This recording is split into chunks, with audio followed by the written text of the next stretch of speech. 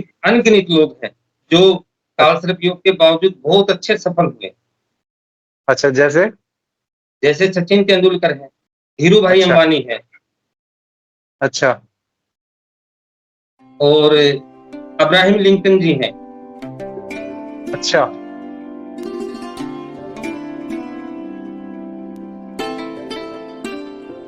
वंदे मातरम साथियों। साथियों, जैसा कि हमने पिछले इंटरव्यू में आपको बताया था, मुकेश भाई के साथ साक्षात्कार हमने किया था, तो बहुत अच्छी जानकारी उन्होंने दी थी और हमने आपसे वचन दिया था कि आपको अगली बार हम काल सर्प दोष के बारे में बताएंगे। तो आज हम फिर से स्वागत करते हैं मुकेश भाई का।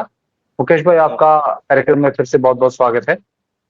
और जैसा कि हमने दर्शकों को कहा था कि काल सर्प दोष की हम उन्हें जानकारी देंगे, तो मैं आपको बिल्कुल बेसिक प्रश्न करता हूं क्योंकि इस विषय में मुझे भी बिल्कुल नहीं पता। मैं सिर्फ काल सर्प दोष का अर्थ ये मानता हूं कि किसी को सांप काटने का कोई दोष है कि उसे सांप से ही काट के मरेगा। मैं ऐसा सोचता हूं। तो ये मुझे लगता है कि शायद ये गलत होगा।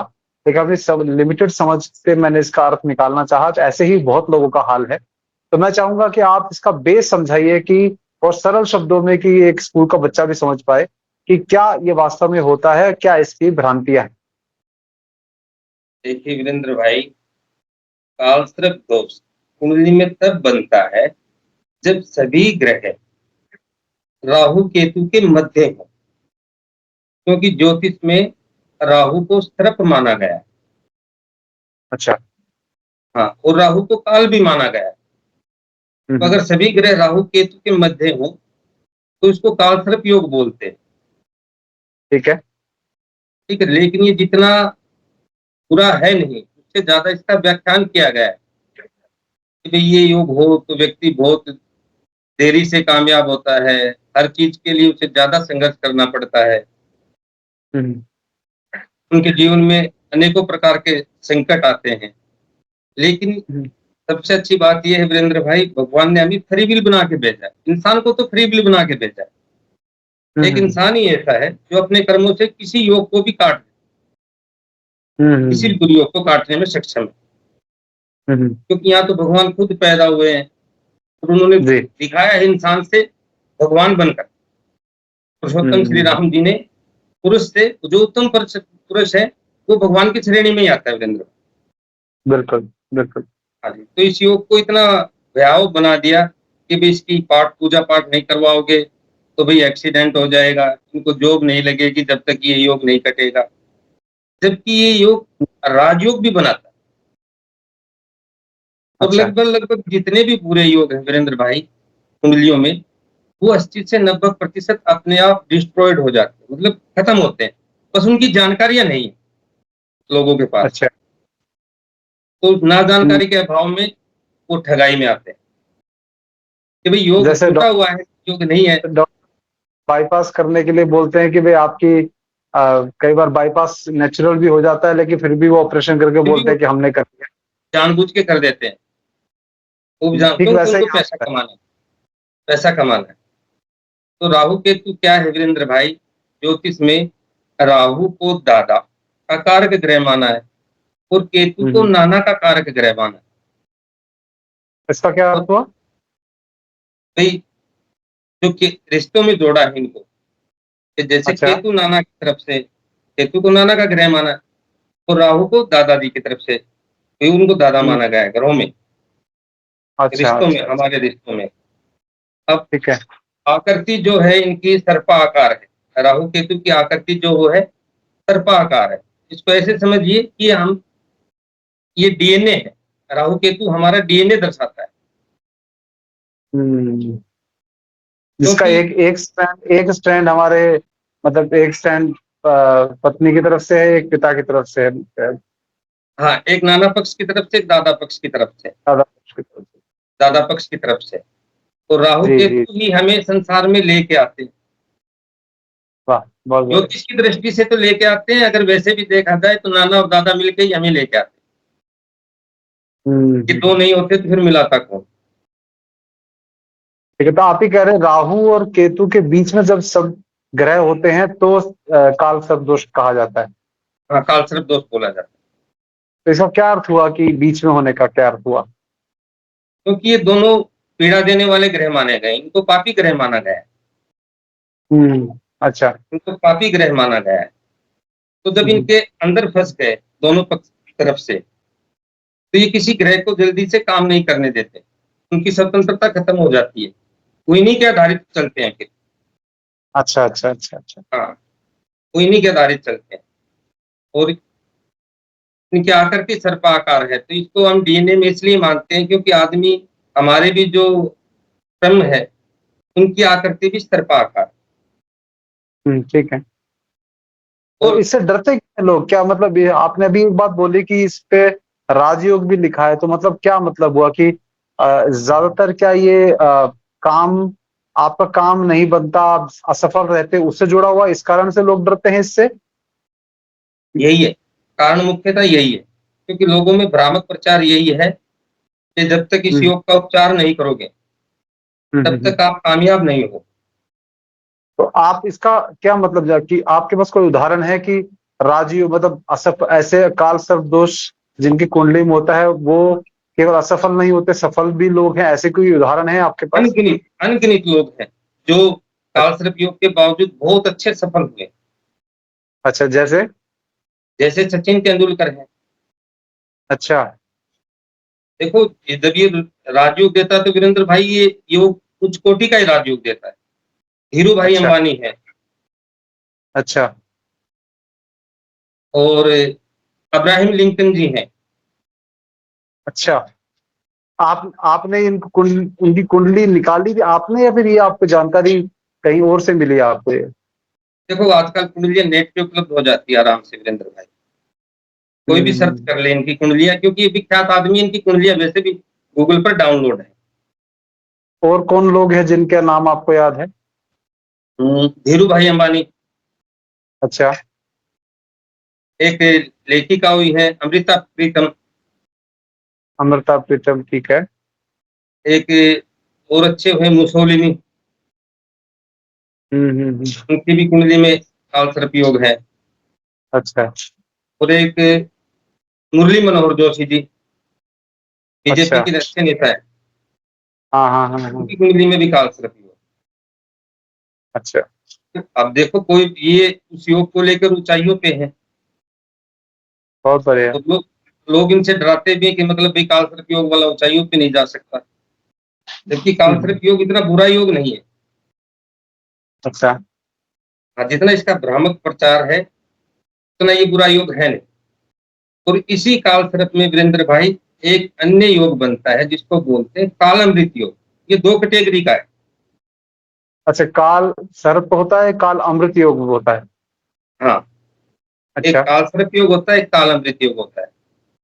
लेकिन परेशानी दोनों में है, लेकिन अंतर इतना है कि जिसके कालसर्प योग बनता है, हुँ, वो हुँ। व्यक्ति भौतिक चीज़ों के पीछे दौड़ता है। अच्छा। उसकी इच्छाएँ पूरी होती नहीं। भौतिक इच्छाएँ किसकी पूरी होंगी? स्वाभाविक है कि ये बढ़ती रहने वाली चीज़ें, ये पूरी नहीं होंगी। हुँ, वो अपनी इच्छाओं की वजह से दुखी है। हुँ। और कालामृत योग, देखो, जब सारे ग्रह केतु से राहु की तरफ बढ़ते हैं तो कालसर्प योग बन जाता है, क्योंकि वो सभी राहु के मुख में जा रहे हैं ग्रह। और इसके ठीक है। विपरीत अगर राहु से केतु की तरफ ग्रह हैं, हुँ, राहु से केतु की तरफ ग्रह हैं, तो वो परेशानी तो वो भी दे रहे हैं, लेकिन वो काल हुँ, अमृत योग है। क्योंकि ऐसे व्यक्ति समाज को कुछ देने के लिए परेशान है, कुछ नई खोज के लिए परेशान है, अपने मोक्ष के लिए परेशान है, क्योंकि इनकी हुँ, संसारिक इच्छाएं नहीं। अब हुँ, संसारिक इच्छाएं नहीं तो स्वाभाविक है कि भाई पत्नी हुँ, और बच्चे कहेंगे भाई कैसे मिल गए, इन ये योगी जैसे कि मतलब इन्हें कुछ चाहिए नहीं, हमें तो चाहिए कम से कम। परेशानी सही दोनों बात है। तरफ से है, परेशानी हुँ, दोनों तरफ से है। लेकिन वो कालमृत योग अच्छा है, ये सन्यासियों की कुंडली में और अच्छे व्यक्तियों की कुंडली में पाया जाता है। ठीक है। आप अपनी कुंडली को चेक करना।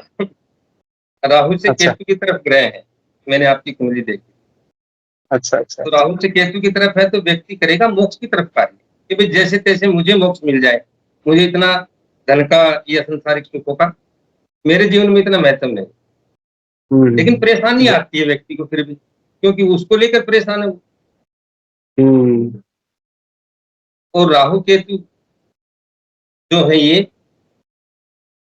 ये मुख्यतः जब समुद्र मंथन किया गया था वीरेंद्र भाई, हाँ, हाँ। जब वासुकीनाग को ऋषि बनाया गया था, हुँ, जो हुँ। राहु जो राक्षसगण थे, वो राहु के मुँह की तरफ लगे हुए थे, तरफ के मुँह की तरफ, और देवताओं ने पूंछ पकड़ रखी है, वो केतु है। अच्छा, ठीक है। ये काल अमृत योग इसी तरह से बनता है कि अगर सारे ग्रह केतु की तरफ जा रहे हैं, तो वो व्यक्ति देवताओं की तरफ जा रहा है। हाँ, हाँ, हाँ।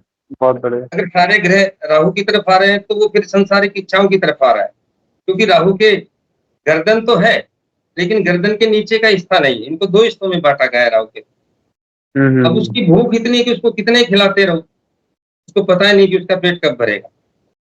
हुँ, हुँ, वो हुँ। इतनी ज़्यादा संसारिक इच्छाएँ हैं उनकी, इसलिए वो परेशान रहते हैं राहु केतु। ठीक है। तो और ये बशर्ते हमारे डीएनए को दर्शाते हैं, नाना और दादा पक्ष का। हमारे में 2 का ही डीएनए रहता है। या तो नाना पक्ष का प्रभावी रहता है, या फिर हुँ, हुँ। दादा पक्ष का डीएनए प्रभावी रहता ठीक है। और है, ये पीढ़ी दर पीढ़ी चलता है, ठीक है। पीढ़ी दर चलता है। और कुंडली में ये जिस भाव में विशेषकर राहु हो, हुँ, हुँ। वहाँ से लेकर अगर हम कोई वीरेंद्र भाई गलती करते हैं, हुँ, हुँ। उस भाव से रिलेटेड, तो वो जैसे मैंने गलती की, तो मेरे बच्चे में आ जाएगा वो श्राप के तौर पे मेरे बच्चे की कुंडली में आ जाएगा। अच्छा। तो हाँ, ये दर्शाता है, नहीं तो अगली में आ जाएगा, उसके हुँ, बच्चे ठीक। में आ जाएगा, लेकिन ये आएगा ज़रूर। कि हुँ, हुँ। राहु जहाँ व्यक्ति की कुंडली में होता है, वहाँ व्यक्ति पहले धोखा खाता है वीरेंद्र भाई, हुँ, स्वयं धोखा खाता है।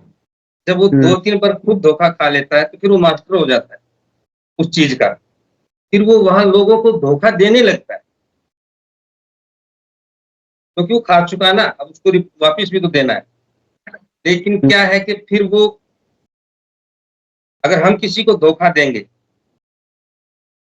तो फिर वो हमारे डीएनए में आएगा, फिर हमारी आने वाली पीढ़ियों को भी जहाँ जिस प्रकार से हमने धोखा दिया है, स्वाभाविक है कि हमारे बच्चों को या हमारे पोते-पोतियों को वो वहाँ उनको इस प्रकार का धोखा मिलेगा, जैसा हमने लोगों को दिया है।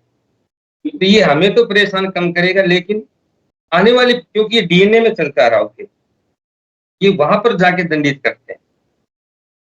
अब अच्छा। जैसे सूर्य राहु वाले चित्त स्पष्ट मतलब देखते हैं, या तो ये व्यक्ति स्वयं पहले धोखा खाता है, या इनके हुँ, पिताजी हुँ। भी लोगों द्वारा ठगे जाते हैं। ठीक है। ये आँख मूंद के भरोसा करते हैं। जी। फिर ये खुद मास्टर बन जाते हैं हुँ, कि भई अब मैं भी बख्शने वाला हूँ नहीं।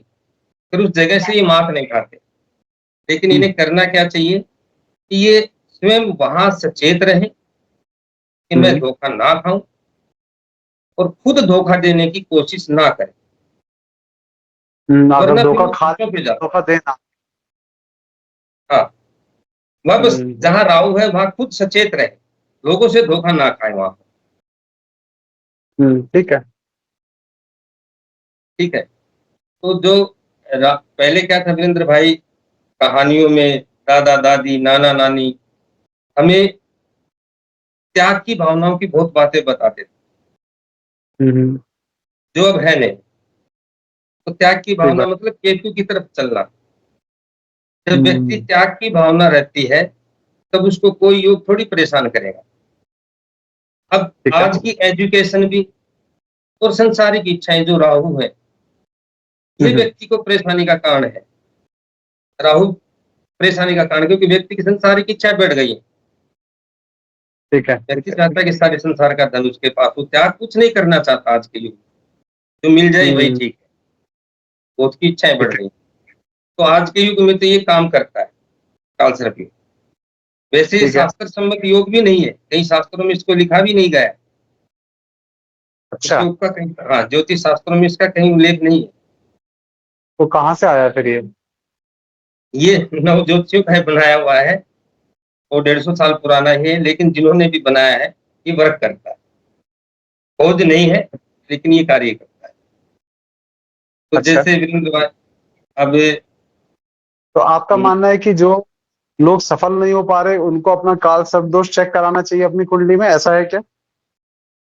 चेक तो करवाना चाहिए, लेकिन भयभीत नहीं होना चाहिए किसी भी हालत में कि भाई मेरे काल सर्प योग है, ये इसका रीजन ये है। ऐसा बिल्कुल नहीं हुँ, सोचना चाहिए कि मेरी कुंडली में काल सर्प योग है तो इसका हुँ, रीजन हुँ, ये है, क्योंकि ये कई दफा ये योग भंग भी हो जाता है। पहले ये चेक करवा ले कि ये योग भंग तो नहीं हो रहा। अगर भंग हो रहा है तो फिर टेंशन नहीं है। अगर भंग नहीं हुँ। हो रहा तो फिर उसका निवारण इस वीडियो में मैं बताऊंगा कि भाई राहु केतु है क्या। जो चलिए धन्यवाद, बताइए लगे हाथ फिर? हाँ जी, तो जो केतु है उनके हुँ, अधिष्ठित देवता गणेश महाराज, वीरेंद्र भाई। अच्छा, क्योंकि एक दफा गणेश जी की भी एक वावते हैं कि उनकी गर्दन कटी। गणेश जी की भी हाँ, हाँ, गर्दन कटी हुई है, केतु जी की। तो उनके अधिष्ठित देवता केतु हैं, नहीं गणेश महाराज। ठीक, केतु के जो देवता हैं वो गणेश जी हैं। हाँ, हाँ, और राहु के जो देवता हैं वो शिव है और उनकी देवी सरस्वती जी है। राहु की देवी भी है, उनका नाम सरस्वती है। अब इसका सिंपल सबसे अच्छा उपाय यह है कि जहां राहु केतु बैठे हैं कुंडली में, हुँ, वहां के प्रति अपने ज्ञान को बढ़ाइए। गणेश जी भी ज्ञान के प्रतीक है, सरस्वती जी भी ज्ञान के प्रतीक, ठीक है। और शिव त्याग के प्रतीक है। हुँ, हुँ, तो जहां राहु केतु जिस भाव में बैठे हैं, वहां अगर हुँ, आप हुँ, समाज को देख के सीख रहे हो तो बहुत बढ़िया है। नहीं तो खुद गलतियां करके सीखोगे। हुँ, यहाँ सबसे अच्छा उपाय ये है कि समाज को ही देख के सीख जाओ। ठीक है, बहुत अच्छा। फॉर एग्जाम्पल लेते हैं कि मतलब भाई केतु तीसरे भाव में हो, राहु नवम भाव में हो, तो नवा भाव हुँ, धर्म का माना गया है और तीसरा भाव भाई बहनों के लिए माना गया है। अच्छा, बहुत अच्छा। अभी धर्म का पालन कैसे करें, भाई बहनों के साथ निर्वाह कैसे करें, अगर ये व्यक्ति समाज से प्रेरणा लेके करते हैं तो हाँ, इजी है ठीक है। इनकी लाइफ। हुँ, नहीं तो हुँ, सिर्फ हुँ, दौड़ इनकी वहीं तक है। राहु केतु हमारी दौड़ भी दिखाते हैं वीरेंद्र भाई। ये जहां बैठते हैं वहां की दौड़ भी बता देते हैं कि व्यक्ति कहाँ भागेगा। एक अच्छा। हाँ, एक क्योंकि व्यक्ति का मन है ना, एक तरफ तो संसारिक इच्छाओं की तरफ भागेगा, फिर वापस हुँ, लौटना चाहेगा, नहीं नहीं ये गलती हो रही है, मुझे मोक्ष की तरफ भी जाना है। फिर वापस फिर भागेगा संसारिक इच्छाओं की तरफ। ये उसकी दौड़ हुँ, बता देते हैं कि ये व्यक्ति दौड़ेगा कहाँ तक। ठीक है, ठीक है। तो ये निवारण इसका इस प्रकार से होगा। हाँ, जहाँ राहु केतु है कुंडली में, वहां के भावों के प्रति, कुंडली में 12 भाव होते हैं, जिन भावों में भी ये योग बने वहां के प्रति अपना ज्ञान बढ़ाकर रखें। मान लेते हैं लगन और सप्तम में बन गया है ये योग। लगन मतलब स्वयं हम, सप्तम हमारी पत्नी, हमारा व्यापार। तो व्यक्ति की भागदौड़ अपनी पत्नी और खुद तक सीमित हो जाएगी, अपनी हेल्थ या हुँ, पत्नी की हेल्थ तक सीमित हो जाएगी। तो बिल्कुल। क्यों ना हम उस ज्ञान को पूरा करें। अगर उसको हेल्थ का ज्ञान है वीरेंद्र भाई, जहाँ ये योग हुँ, बन गया, अगर वो व्यक्ति हेल्थ के प्रति सचेत है, उसको ज्ञान है, समाज से ले रहा है, आयुर्वेद को सुन रहा है, तो उसको ये योग क्या कहेगा? फिर कुछ नहीं कहेगा, क्योंकि उसे जानकारी है, वो बच जाएगा। चलिए, बहुत अच्छा है। तो अगर इसके उसे निवारण जानकारी के लिए और कुछ जानकारी भी है? ये यही है पर्याप्त? नहीं, हकीकत में उपाय तो यही है कि जहाँ राहु केतु है, वहाँ के विषय के ज्ञान को बढ़ा लीजिए। हुँ, हुँ, हुँ, हाँ, हुँ। आप स्वयं गलती ना करें। समाज में गलती देखिए कि ये गलती क्या, कौन-कौन किसने गलतियाँ की थी इनको लेकर, तो वो गलतियाँ अपने ठीक कहानी के तौर पे याद रखें कि मैं ये नहीं करूँगा गलती। ठीक है। और वीरेंद्र भाई उन्होंने तो बाद में कुंडलियों के 12 भाव हैं, 12 तरह के योग बना दिए ज्योतिषियों ने। हुँ, हुँ। कोई अनंत काल सर्प योग, कोई शेषनाग, कोई पद्म, कोई तक्षक। ये मतलब आदमी ना डरे तो डरे। मतलब सर्प सर्प के भी प्रकार फिर कैसे नाम दे दिया उसको है? हाँ जी, हाँ जी, हाँ। तो तो सबसे आप खतरनाक कौन-सा होता है? कौन से सर्प के सारे नाम से होता बराबर है? हैं। सभी बराबर हैं, खतरनाक सभी है, और नहीं तो कोई भी नहीं है। जैसे आप उस चार्ट में लगाना जवाहरलाल नेहरू जी की कुंडली को देखना वीरेंद्र भाई। अच्छा, अपने वीडियो में भी लगा देना। ये कालसर्प अच्छा। योग उनकी कुंडली में भी है। तो आप हुँ, देखोगे तो उनकी तरफ राहु से केतु की तरफ ग्रह आ रहे हैं, हुँ, हुँ, हुँ। ठीक है? अब समाज उन्हें कुछ भी कहे कि मतलब वो कैसे व्यक्ति हैं, लेकिन वो व्यक्ति की सोच तो कुंडली यही दर्शाती है कि उसका वो मोक्ष की तरफ जाना चाहता है। हुँ, हुँ, हुँ। इतनी संपत्ति थी, जहाँ तक मैं सुनता हूँ कि भई उन्होंने दान कर दी थी भारत सरकार को ही। हुँ, हुँ, हुँ, हुँ। चाहे भले ही उनका व्यक्तित्व कैसा रहा हो, लेकिन उन्होंने समाज को दिया है। हाँ, हाँ, मतलब प्रधानमंत्री देश के बन गए, इतने साल तक किया तो बीजेपी वाले लोगों को बुरा लगेगा, लेकिन भाई इतने साल प्रधानमंत्री तो रहे ना। प्रधानमंत्री भी रहे, लेकिन उन्होंने अपनी संपत्ति भी दान की साथ में। अच्छा, अच्छा, ये जानकारी मुझे नहीं थी। नहीं, उन्होंने अपनी संपत्ति भी दान की। जो उनको पूर्वजों ठीक से मिली थी, वो भारत सरकार की ही है। ठीक है, हुँ। और इसी तरह से अब्राहम लिंकन की कुंडली में भी उनके वो कालसर्प की जगह कालामृत बन रहा है। जवाहरलाल नेहरू की कुंडली में भी, अब्राहम लिंकन की कुंडली में भी। ठीक है। ठीक, हाँ, धीरू भाई अंबानी की कुंडली में कालसर्प योग है, लेकिन वो टूट रहा है। उनके सारे ग्रह केतु से राहु की तरफ है। उस व्यक्ति ने बड़ा एम्पायर खड़ा कर दिया, हुँ, हुँ, हुँ। क्योंकि उनकी संसारिक इच्छाएँ बहुत ज़्यादा है। ठीक है, अब मैं कुछ जानकारियाँ दे देता हूँ वीरेंद्र भाई कि ये योग टूटता कैसे? ठीक है। ताकि, क्योंकि आजकल है ना यूट्यूब का ज़माना है, आधे से ज़्यादा ज्योतिष सुनने वाले से मतलब इतना ज़्यादा प्रचार है कि लगभग-लगभग मैं कुंडलियाँ देखता हूँ तो लोग मुझे ही बताते हैं कि इस भाव में देखो, इस भाव में देखो। तो सभी अच्छा। जानकार हो चुके हैं कि पंडित जी आपने ये भाव नहीं देखा, इस ग्रह को नहीं देखा, ये ग्रह क्या हुँ, हुँ। करेगा? 90% तो वो स्वयं ज्योतिष है। बस थोड़ी-सी कसर ये है कि उनको फलादेश नहीं आता। बाकी कुंडलियों के बारे में पूरी जानकारी हो गई। अच्छा, जब, हाँ, राहु, केतु की कोई राशि नहीं है वीरेंद्र भाई। ये किसी राशि के ठीक है, स्वामी नहीं है। अगर राशि के ठीक है। स्वामी होते तो जैसे और ग्रहों को वार मिला है, तो इनको भी कोई न कोई वार मिला होता। ठीक बात है। तो जो राहु, केतु, जो उससे बनने वाला कालसर्प योग ऐसे टूटता है कि मान लीजिए राहु ने बना दिया कालसर्प योग। तो जिस हुँ, हुँ। राशि में राहु बैठे हैं, किसी न हुँ, किसी राशि में तो बैठे हैं।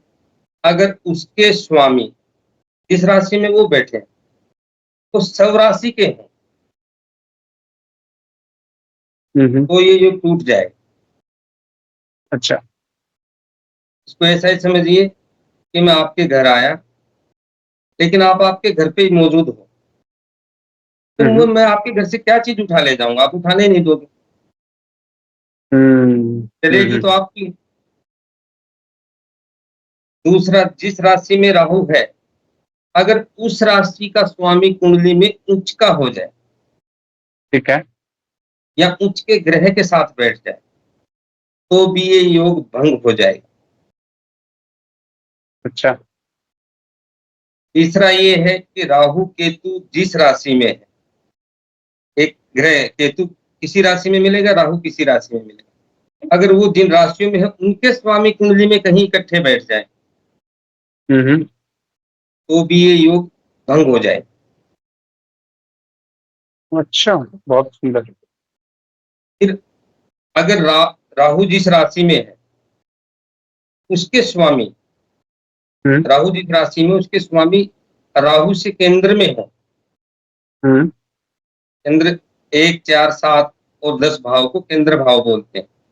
वहाँ गणना ठीक है। करने से 1, 4, 7, 10 भाव में अगर वो ग्रह है और किसी स्वराशि ग्रह के साथ है, तो भी ये अच्छा, योग कट जाएगा। तो गुरु, ये इतनी बारीकी से देखने का तो बड़ा अनुभव से देखा जाता होगा, ऐसे तो कोई भी नहीं पता लगा पाएगा। वो आपके जैसे कोई ज्योतिष हो अच्छे, उनका सहायता लेनी पड़ेगी ना, जहाँ तक मुझे लगता है। हाँ, हाँ, तो सहायता। और फिर एक और है वीरेंद्र भाई कि अगर लगन में गुरु या शुक्र जैसे ग्रहों का प्रभाव हो, क्योंकि ये दोनों हाँ, हाँ। गुरु हैं। एक दैत्य गुरु है शुक्राचार्य, एक देव गुरु है बृहस्पति। अगर इनका ठीक है। लगन पे प्रभाव आता है, क्या ये हुँ, हुँ। लगन को देखते हैं? सातवीं दृष्टि से, तो भी ये इस अच्छा, योग को भंग कर देते हैं, क्योंकि उस व्यक्ति के पास ज्ञान है। तो जिसके पास अच्छा। ज्ञान है, वो अपने आप जीवन को निकाल के आराम से चला लेगा। बहुत सुंदर। हाँ, और दूसरा इस पक्ष का, इस कालसर्प दोष का एक ये नुकसान रहता है वीरेंद्र भाई, कि जिस पक्ष में ये बनता है, तो ये वन हुँ, साइडेड बनता है कुंडली में।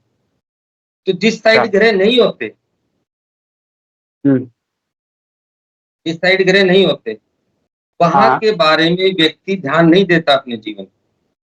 अच्छा। जैसे हुँ, तीसरे और नवम में बना, तो सारे ग्रह नवम से तीसरे तक है। चौथा भाव खाली है, पांचवा भाव खाली है, छठा खाली है, सातवां खाली है। हुँ, तो हुँ, ये हुँ, इतने भाव, चौथा भाव घर का है। व्यक्ति सोचेगा बना लेंगे, कभी बनेगा, तो वो ज्यादा वहाँ वो इच्छा ही नहीं रखता कि ये, वहाँ वो इग्नोर करके चलता है।